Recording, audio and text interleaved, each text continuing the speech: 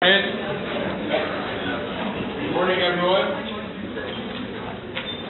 So let's get started. Last time we started with the notion of a derivative of a function at a point. Today we'll continue that. So let's add the differentiable function. We will start with this theorem, a very important theorem.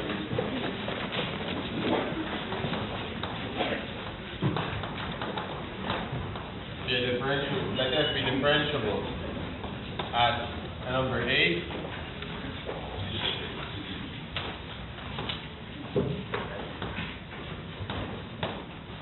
Then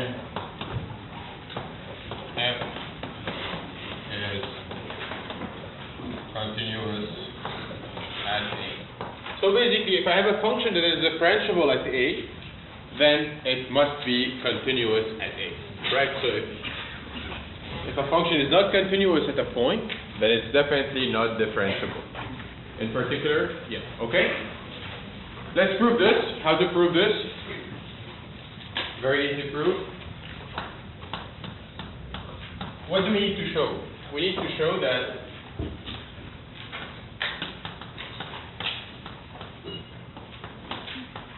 what do I need to show in order to show that a function is continuous at a point A? We need to show that the limit as x approaches A of f of x is equal to what? Everybody? Is equal to f of A. That's what I need to show. Okay? Now what do we know? We know that f prime of A is equal to the limit as x approaches A of f of x minus f of A over x minus A. Right? This is the definition of the derivative of the function f at the point A. Right? Yeah? Now how do I proceed from here?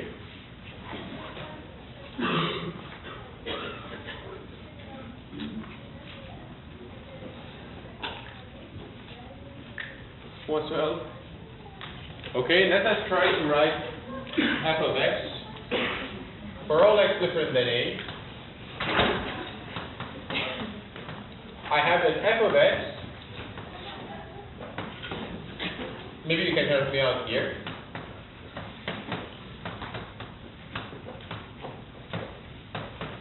Okay, is that equality true? Is that equality true? No. What do I need, first of all?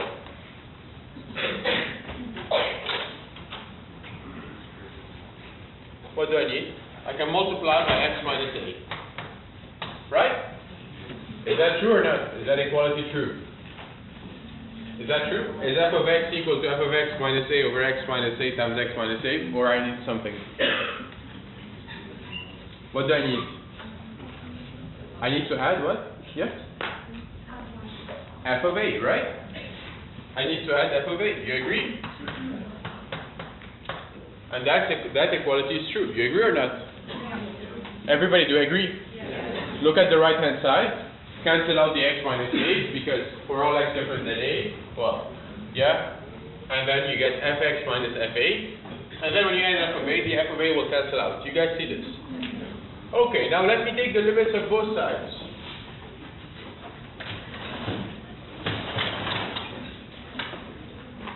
Hence, the limit as x approaches A of f of x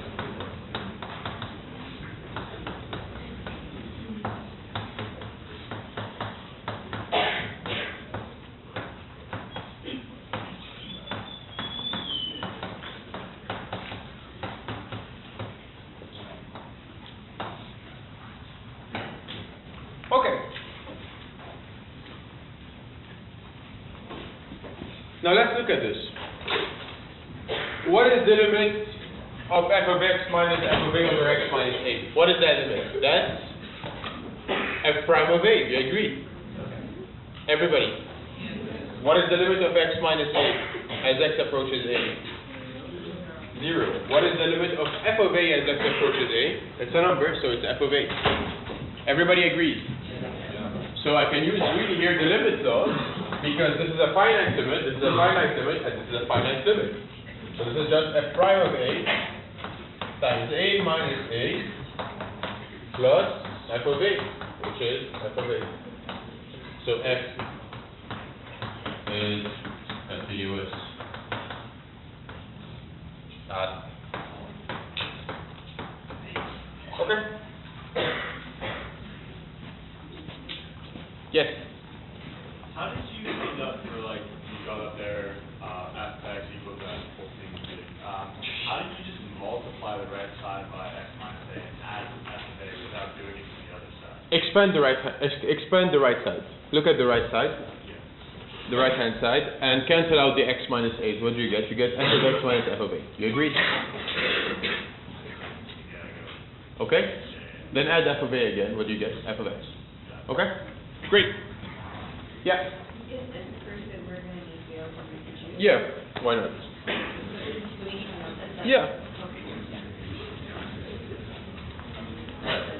Great. Are we good, folks? We good with this? Great. So if I give you a function that is not continuous at a point, can it be differentiable at that point? No. Okay, great. That's what we have to know. Yes, sir.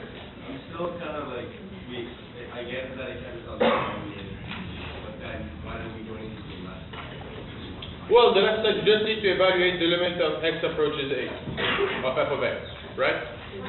You agree that this equality is true? Then that's it. Okay? If that equality is true, how you came up with it, that's not a problem. Okay, great. Yes? I understand all the math and stuff, and I get that f is continuous, but I don't understand how you choose a conclusion based on that. Based on this one. Oh, you mean here?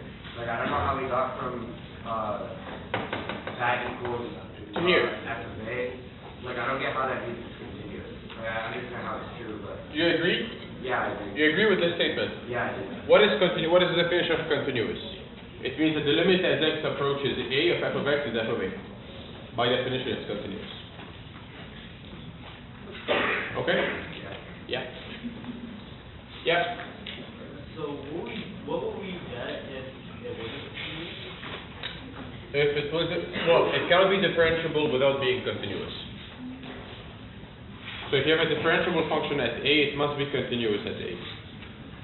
So we're asking from this at all to be continuous? Yeah, I mean, yeah, you should know this proof. Yeah. Yeah. Is the option true that all continuous functions are Are all continuous functions differentiable? That's a very good question. That's the next question. Thank you. Are all continuous functions differentiable?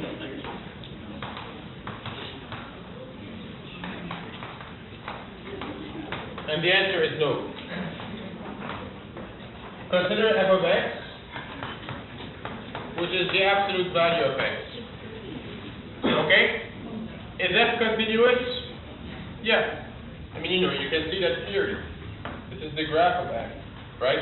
Did you lift your pen when tracing it? No, it's just the union of two lines, right? The line y equals minus x on the negative part of the real line, and the line y is equal to x on the positive side of the real line. To the right angle here.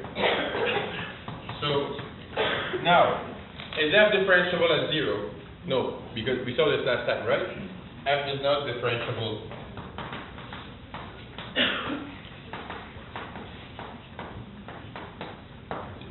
Okay, last time.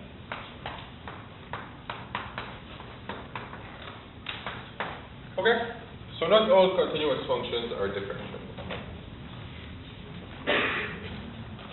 Great. Okay, is this stuff good? Great. Let's move on.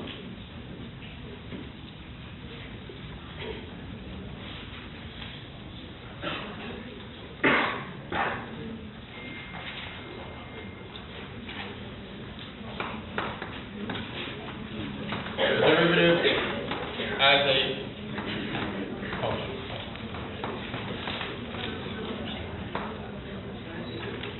Okay, now we have seen that if I give you a function and a number a, you can get the derivative of f at the point a provided the limit of f of x minus f of a over x minus a exists, right? Now, what if this a is not a fixed number? You know, what if I consider all the numbers a such that for which this limit exists? What do I obtain? I obtain a function, right? So consider, let f be a function. It is a bit not very rigorous, but that's fine. Consider the set of x's such that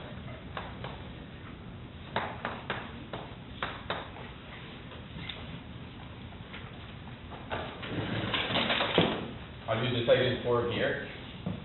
You know, you can use either ones, or the first works. I don't know which is the first, which is the second. Such that the limit as h approaches 0 of f of x plus h minus f of x over h exists. Okay, so if I consider all the possible x's such that this limit exists, I obtain a function, right? We obtain a function.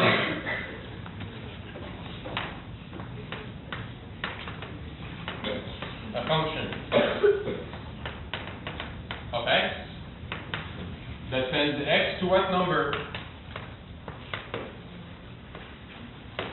To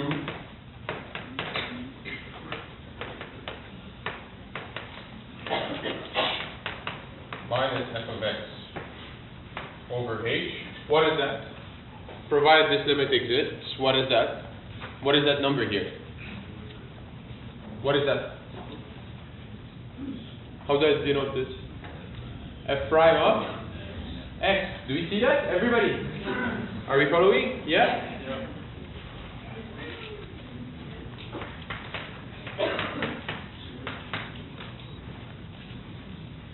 Are we good here?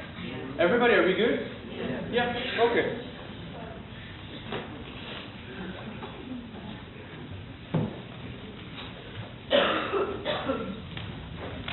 What is the domain of f prime? The domain of f prime is all the numbers x for which this limit exists, right? That's clear. You agree?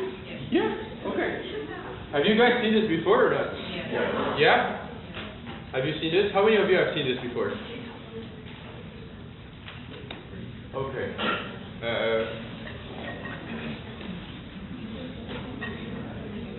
Great. Awesome. I mean, that's very easy.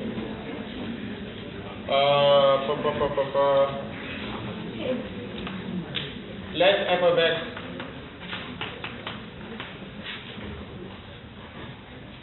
okay, well, that's right. The domain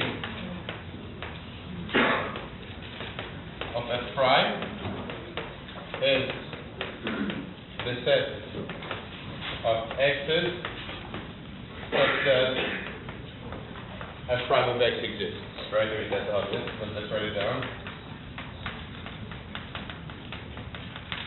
Okay, let f of x equal to x.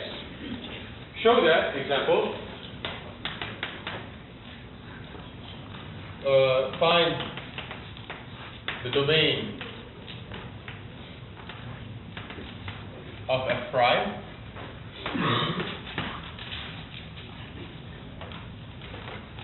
and find f prime of x when possible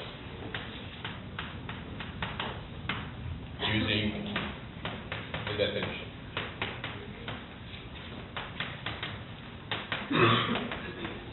Okay, let's do that. Let's do an example here.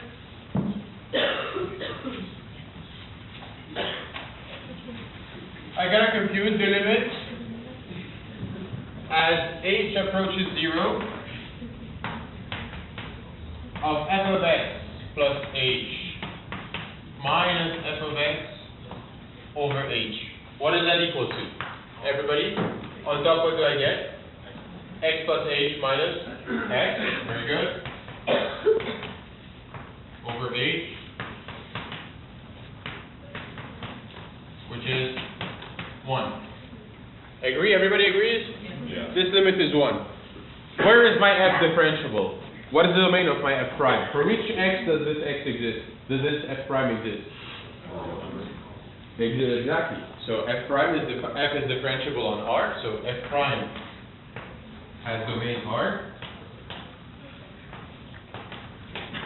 We say that f is differentiable on R, right?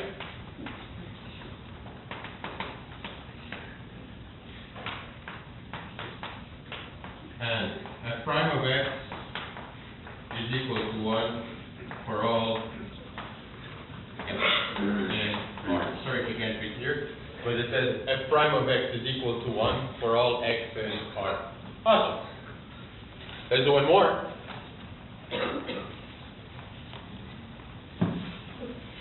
I mean, let's give us more remark.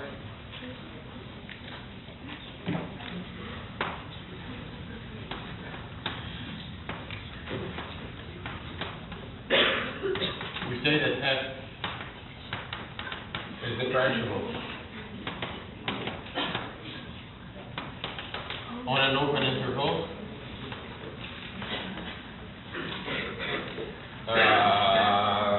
Okay, on an open interval.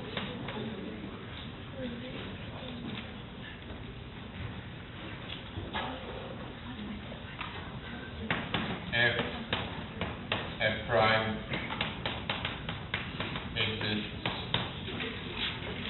If f prime of x exists at every point in this. Okay, great. Let's do a slightly more complicated example.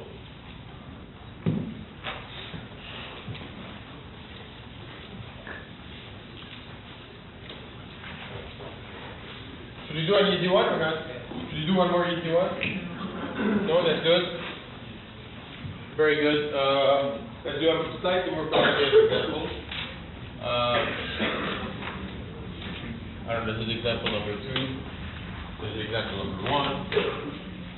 Let f of x be equal to 1 over x. What is the domain of f here? The domain of f is what? Is r minus 0, right? Domain. Oops.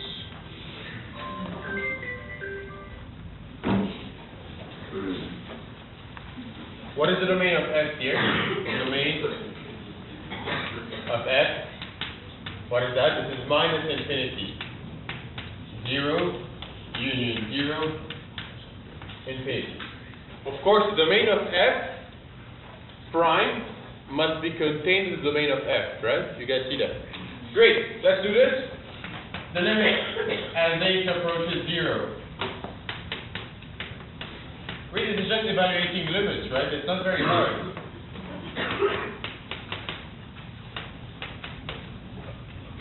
What is this? 1 over x plus h minus 1 over x over h. Of course, try to plug in. What do you get? 0 over 0. So what do you suggest doing here?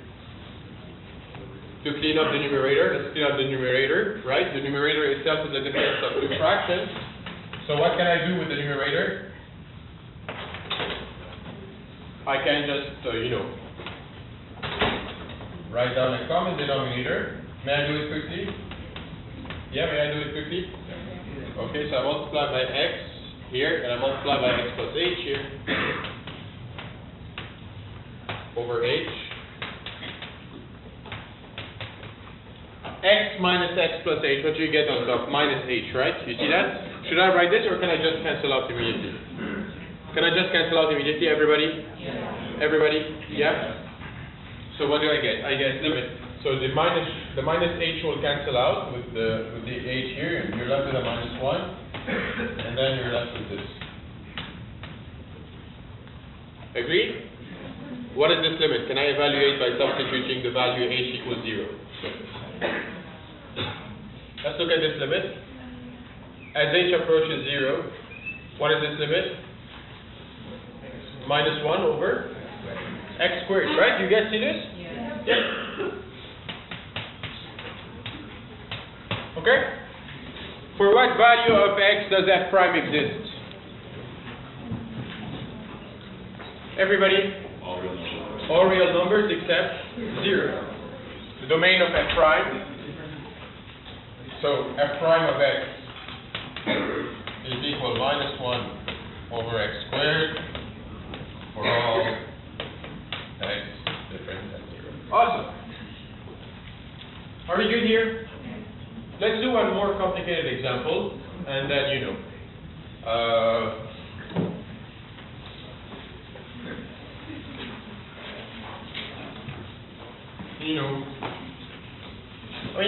Well, by the way, that's clear how you do it, or should you do one that is a bit more complicated, just to calculate things? It's clear, right? If I give you something more complicated, you know how to do it, right? Yes or no? Or you want to do one more? One more? One more, let's see, okay.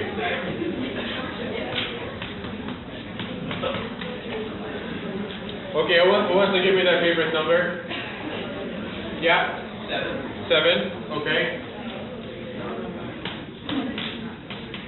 Yeah, someone else? Yeah?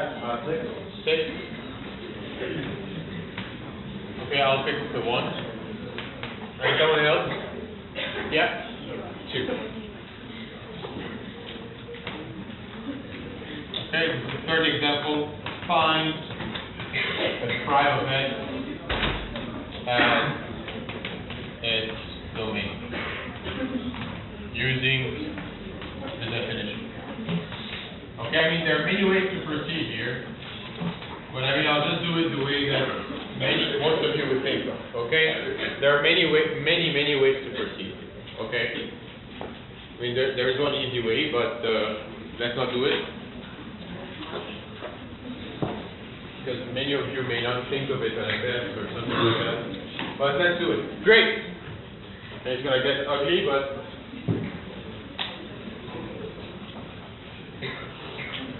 so I mean, you know, what I personally usually do, is simplify f of x plus h on its own, and then f of x on its own. Usually. I mean, you don't have to do it this way, but this is how I do it usually. But that's fine. Great. So what is the domain of f? The domain of f is all real numbers except, I had plus 2? Okay. Except minus 2, right?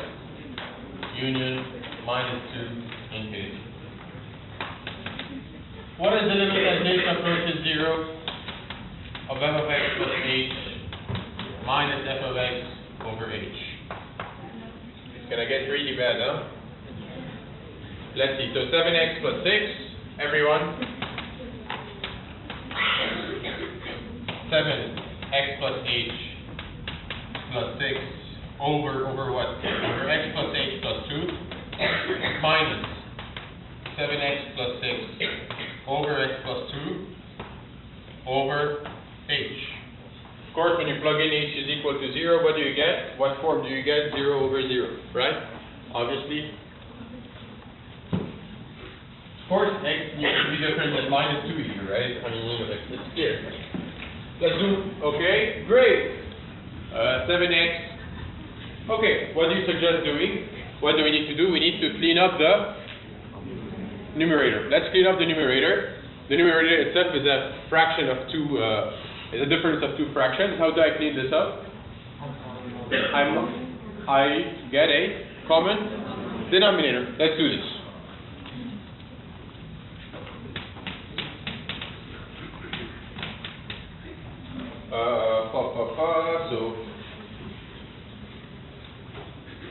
So I have to multiply. I will do it here. So I get 7x plus 7h plus 6 times x plus 2 minus 7x plus 2 times x plus h plus 2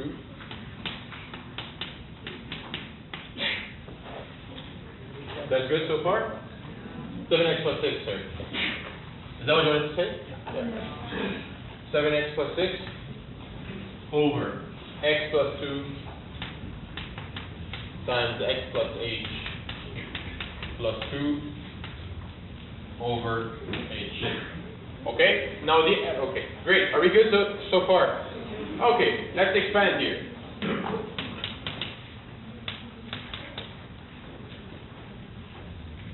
Maybe I should have let the x plus h. But that's fine. That's fine. Okay, let's keep the x plus, sorry about that. You see, like, x plus h, and now we'll keep the x plus h here. Okay? Great. Let me expand this. What do I get? I get 7x plus h times x, right? Plus 14 times x plus h. Yeah. Plus 6x plus 12. Do you agree? Everybody, do you agree? Now, minus. Let's see. I get 7x times x plus h. Good.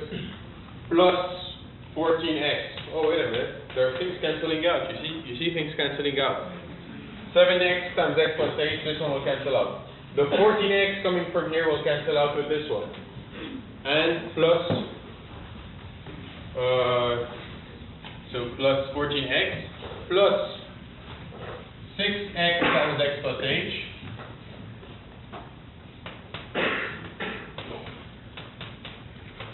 Is that true? Sorry, not 6x plus h, sorry. Plus 12.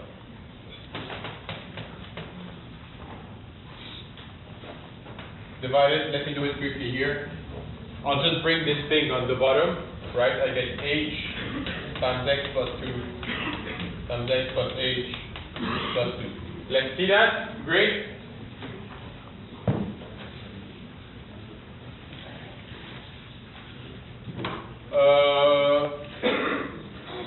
Do we see, first of all, that 7x times x plus h, and this one will go away? You guys see this? This one will go away. The 12 will go away. Did we see that or not? Okay, I have 14x and 14x here. These will go away. What I'll be left with is 14h. You guys agree? Yeah.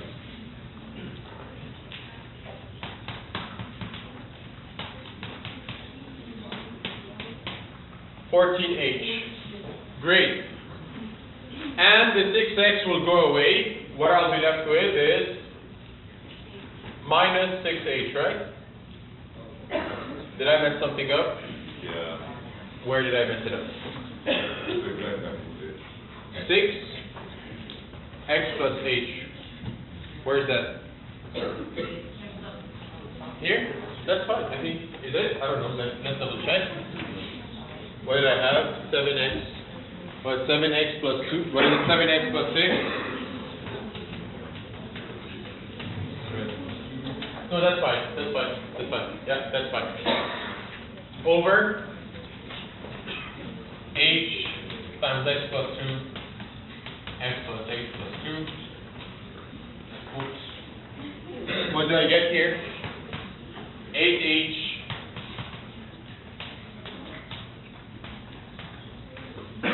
over h x plus 2, x plus h plus 2. And what do I get here?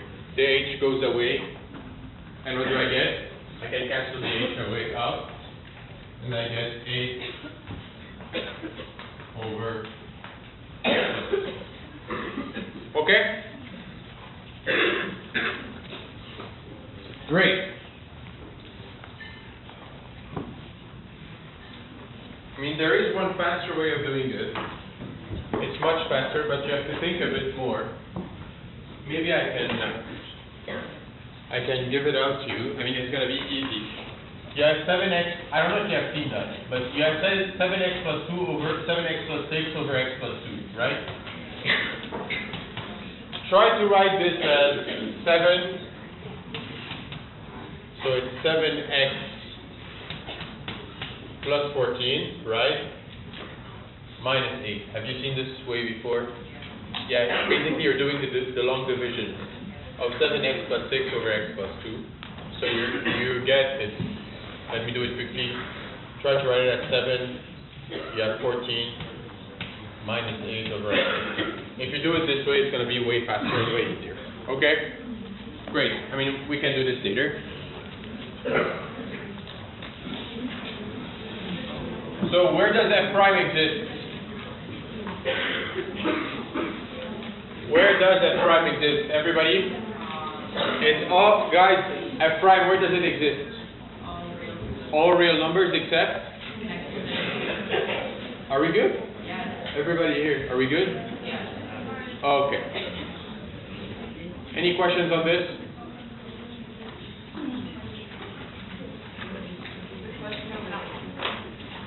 Pardon me? Yeah.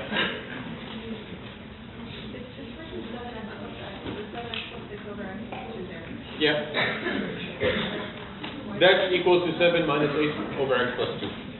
Okay? Can you, if you know how to write it this way, this will make the definition easier. Oh, here, no. It's a calculation for me. Don't worry about it. Okay, this is just for me. Okay, great. Any questions?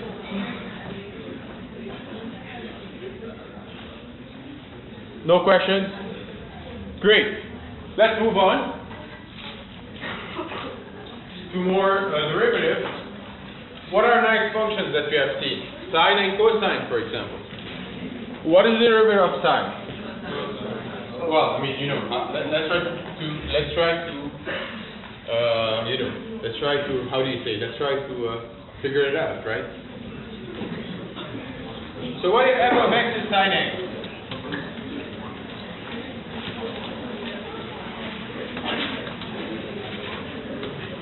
What do I have to evaluate? I have to evaluate the limit as h approaches 0 of sine x plus h minus sine x over h.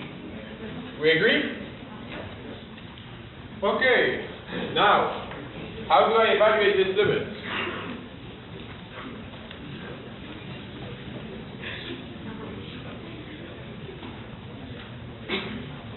How do I evaluate this limit? Everybody, how do I evaluate this limit?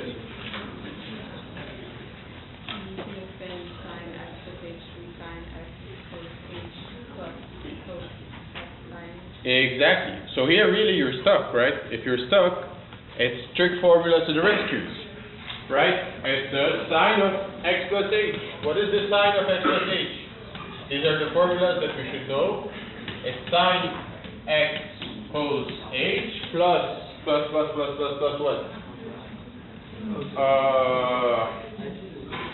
Let's see. Plus cos plus sine h. Yeah, okay, that's fine. Plus sine h cos x minus sine x. Plug in, of course, you get 0 over 0.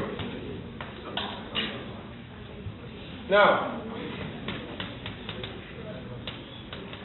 let me try to clean this myself. I can factor sine x out. I get cos h minus 1 over h plus cos x times sine h.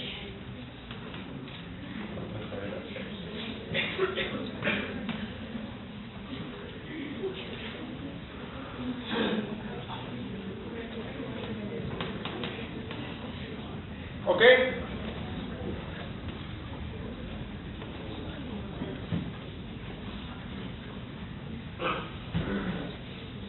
Great. Now, what are the terms in h and what are the terms in x? Cos x and sin x are terms in x, right? So they're not involved in the limit, are they? No. So you can technically take them out, provided that you know that the limit of h going to 0 of cos h minus 1 over h and the limit as h approaches 0 of sin h over h. If I give you that the limit of cos h minus 1 over h, say, for example, is 0, and the limit of sin h over h as h approaches 0 is 1, what can you say about this limit? This is sin x times 0 plus cosine x times 1, right? You guys see this? If I give you these two limits, you're able to determine what f prime of x is. Do you guys see that or not? Great. Now, these two limits are a bit, I don't want to say it's difficult to show, but it's results that you're going to take for granted. Okay? You will not be asked to show them. The book, I think, does show them. For example, for this one, I don't know about that one, but for this one, you can do an argument with areas. Okay? Using the unit circle, the trigonometric circle. For now, we're going to take for granted, we will assume we will take for granted the limit as h approaches 0 of cos h minus 1 over h is 0, and the limit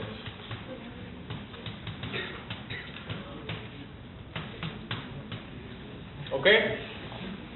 We will take this for granted. Yes? Sorry, because I know that those were both on a tutorial, and I just want to make sure that those will not be appearing on our test to prove. No, you will not have to prove that. The thing is that there is no trick, right? I will not tell you something is not, I won't do something, like, I will not avoid doing something in class to put it on the test, okay? Like you should, great, awesome. Anyways, let's get there. So, what is this answer? I mean, let me continue here. It's a bit difficult to rewrite this one here. This is sine x times 0. Continue from here, right? This is your continuing here. Sine x times 0 plus cos x times 1. What is this? This is cos x. Okay? For what x does the derivative exist? It's for all real numbers x. Okay?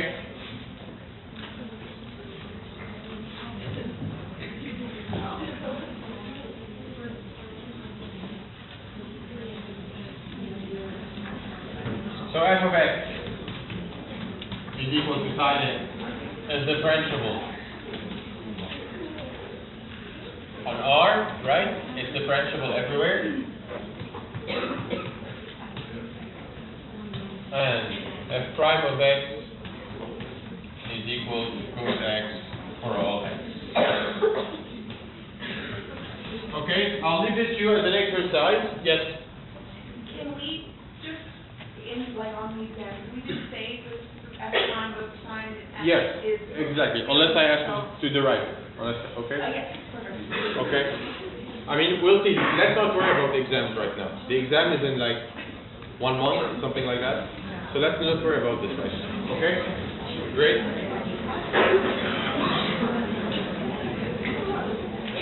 Okay.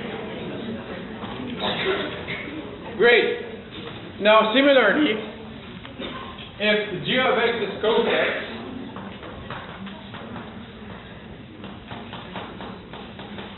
one can show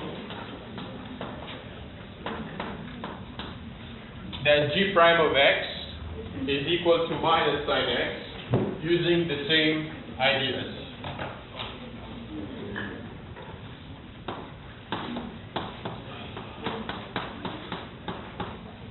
Minus sine x.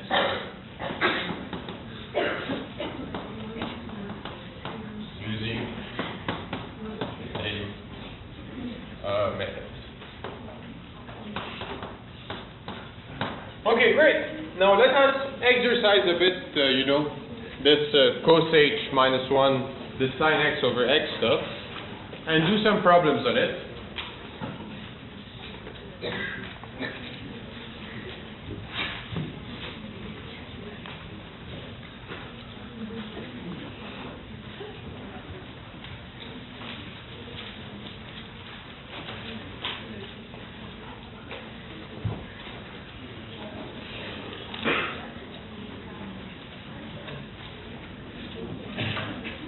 Exercises.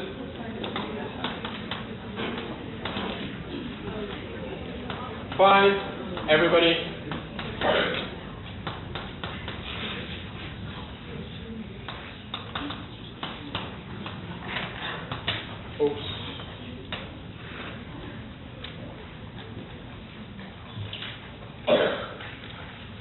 try to find this limit.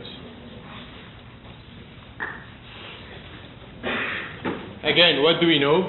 We know that the limit as h approaches 0 of sine h over h is equal to 1, and the limit as h approaches 0 of cosine h minus 1 over h is 0. Let's find this limit. How do we find this limit? What's the first thing we can do? Yes, sir. Exactly. So let us try to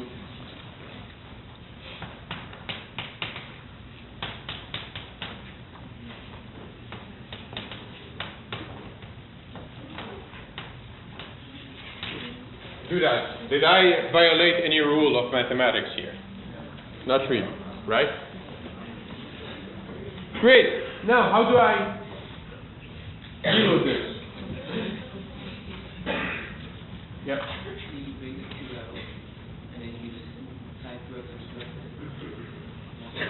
Okay, and why is it 1? Yep. Because the student in like it is h or something. Exactly. Very good. I mean, sine is a continuous function. We won't need this justification. But look at this. Look at the theorem that tells me the limit as h approaches 0 of sine h over h. Okay?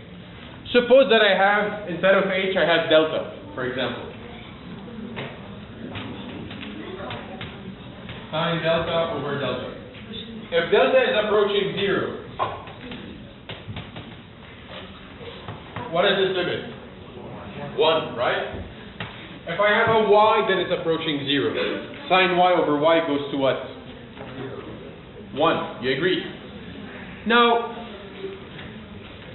if you let y is equal to 2x, as x approaches 0, what is the limit of y? 0, right? If x goes to 0, what can you say about y? Then y also goes to 0. If x goes to 0, then y goes to 0. Great. So if x goes to 0, I can replace it by y goes to 0. I mean, it's not very rigorous, but that's what we're going to do. So y is 2x.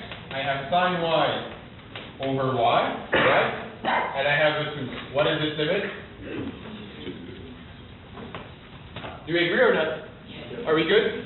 Let's do one more.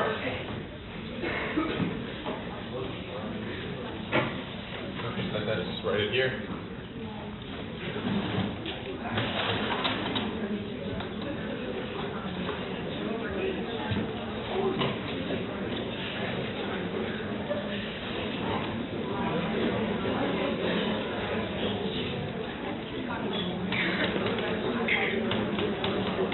Limit as x. Who wants to give me their favorite number? Guys, who wants to give me their favorite number? Favorite? Yeah? Yeah? 5? Okay. Someone else? Someone else? Nobody? Yeah? 3. Limit as x goes to 0 of sine 5x over sine 3x.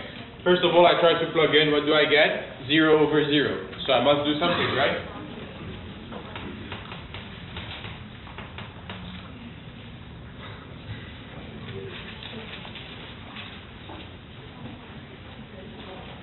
Yeah?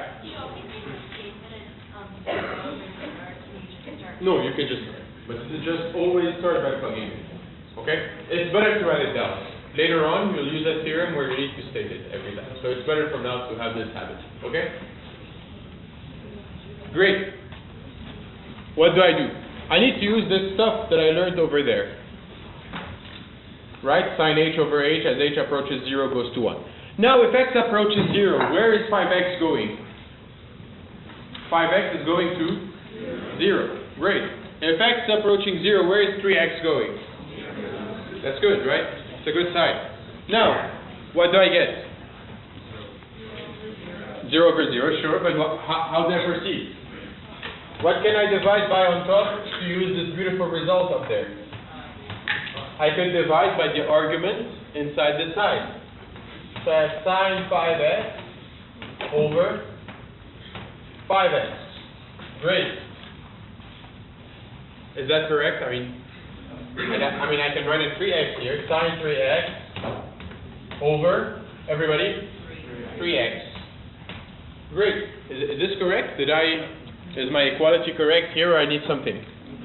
I need something. What do I need to balance this divided by 5x on top? 5x. And what do I need to balance this 3x on top? 3x. Great. Now what happens to the two x's I've added? These two will cancel out, right? Cancel these two ones out.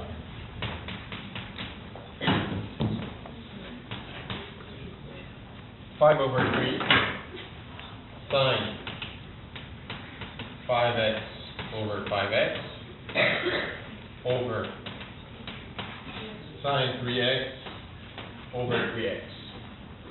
What is this limit? Sine 5x over 5x. If x is going to 0, then 5x is going to 0, right? So sine of something over that same something as this something goes to 0. What is that? 1. Do you agree? So on top it's 1, and on the bottom it is also 1. Which is 5 thirds. Okay, are we good here? Any questions on this one? Any questions? Questions? Should we do one more? Yes. When you take y equals 5x or y equals 3x, you have to explicitly state that that's the limit as y is approaching 0, or can you Sure, I mean, yeah, okay. What you can say that. It's a good point. Let's say the limit as x approaches 0 of 5x is 0, and the limit as x approaches 0 of 3x is 0, and the limit as h approaches 0 of sine h over h is 0. Okay, so you can replace your h by 3x and h by 5x. Okay, thank you very much. I forgot to write this down. Yeah? Yeah? You have a question? Stretching? Yeah? Okay. Great, let's do one more. Let's do one more.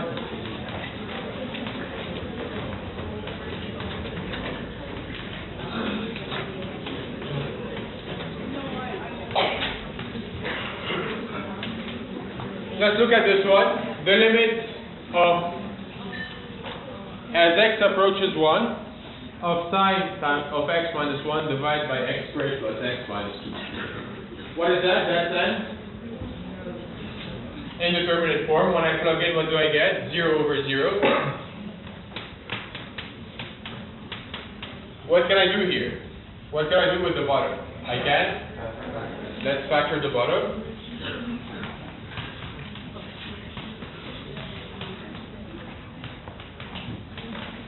What do I get? I get x minus 1 times x plus 2. Great. What can I use here? As x approaches 1, where does x minus 1 go to? 0. So sine of x minus 1 over x minus 1, where will it go to? Sine of something over something as this something goes to 0. What is that? 1. You agree? So, since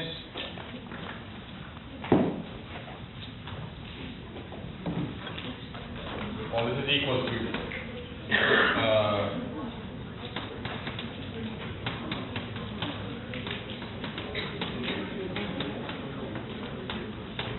times 1 over x plus 2, and what is that equal to? This limit is equal to what?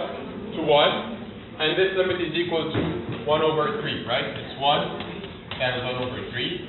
Since limit as x approaches 1 of x minus 1 is 0, and